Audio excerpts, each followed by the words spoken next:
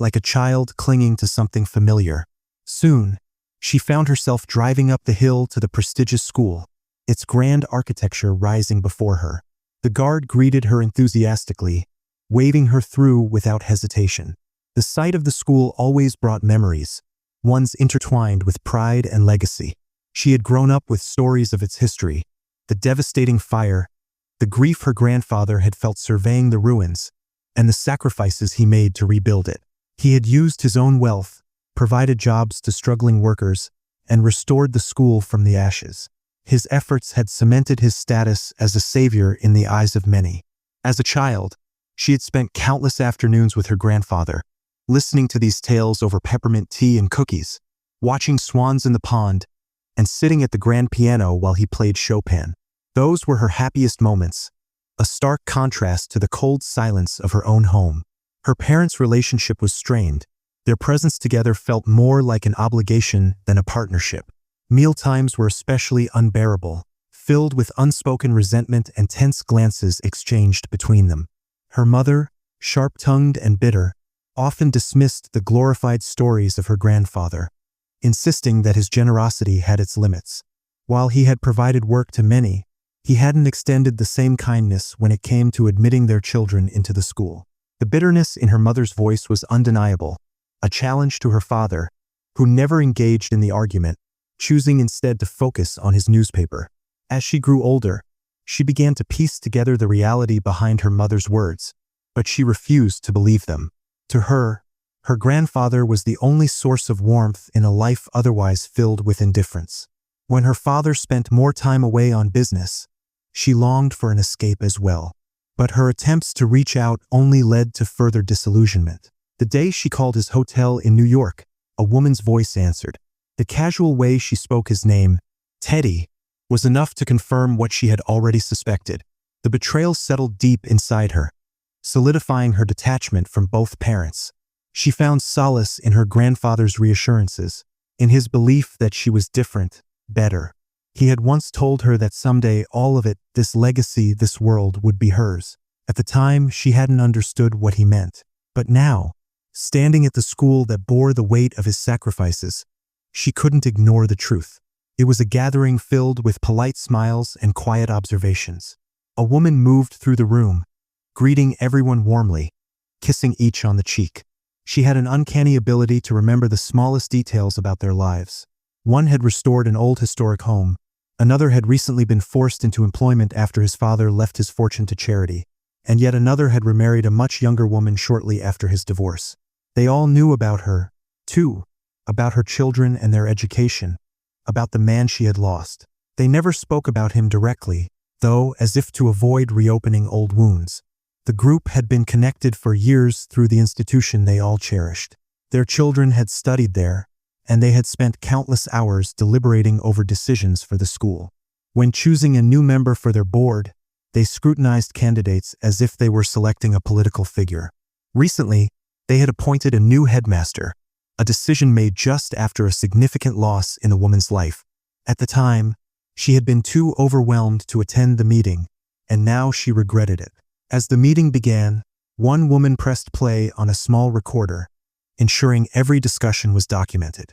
The topic turned to a school-wide laptop program. The devices meant for education were instead being used for social media, overwhelming the network. Repairs were frequent, and not all teachers were comfortable incorporating technology into their classrooms. Some still insisted on handwritten assignments, frustrating the more modern educators. A man scoffed at one elderly teacher's reluctance to adapt, joking about her age, while another whispered about her rumored romance with a younger colleague.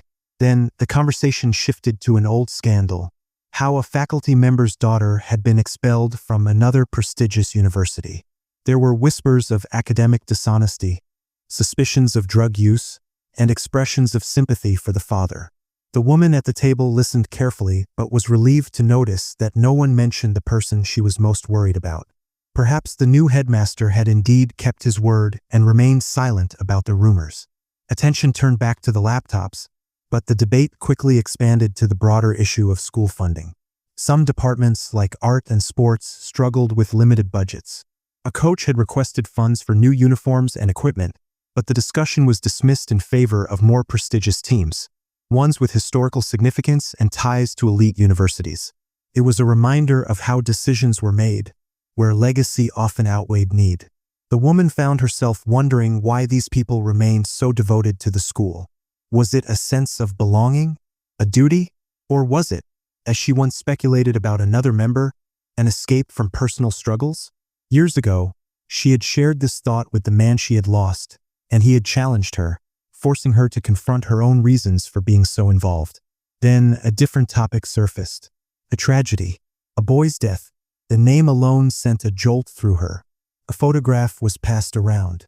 He had sharp features, freckles, and strikingly unnatural green hair. The color was against school policy, yet somehow he had managed to be photographed that way.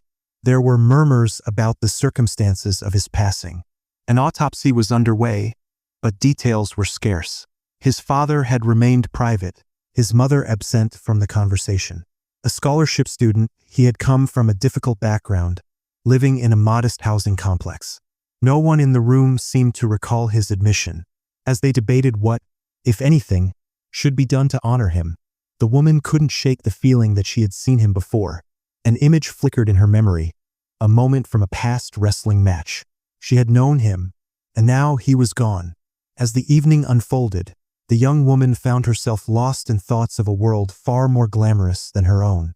The family dinner she was invited to had stirred something deep within her, a longing for a life she could only dream about. The home she stepped into was nothing like what she had imagined. In her mind, she had built a grand vision of luxury, elegance, and perfection, but reality had a way of stripping away illusions. Even in the smallest moments of her life, she sought escape through imagination. Every time her father was kind enough to drive her and her mother to the hospital, she would close her eyes and pretend they were inside the kind of car that belonged to the family she admired. A car like a Rolls-Royce, smooth and polished, carrying them in comfort while soft classical music played through the speakers. It was a stark contrast to what truly surrounded her. The sharp voices of talk radio, the intense and unrelenting energy of the station her father always tuned into. After her mother was discharged from the hospital, they would wait at the curb, the dull pavement beneath their feet, the air filled with the mundane sounds of traffic and chatter. But in her mind, she painted a different scene.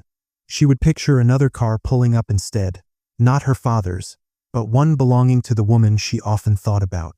A woman from a family she had always watched from a distance, the kind of person whose life seemed effortless, whose presence alone carried a sense of importance. Perhaps, in another version of life, their families would be connected. Maybe the two women, one from her world, one from the world she admired, would somehow form a friendship.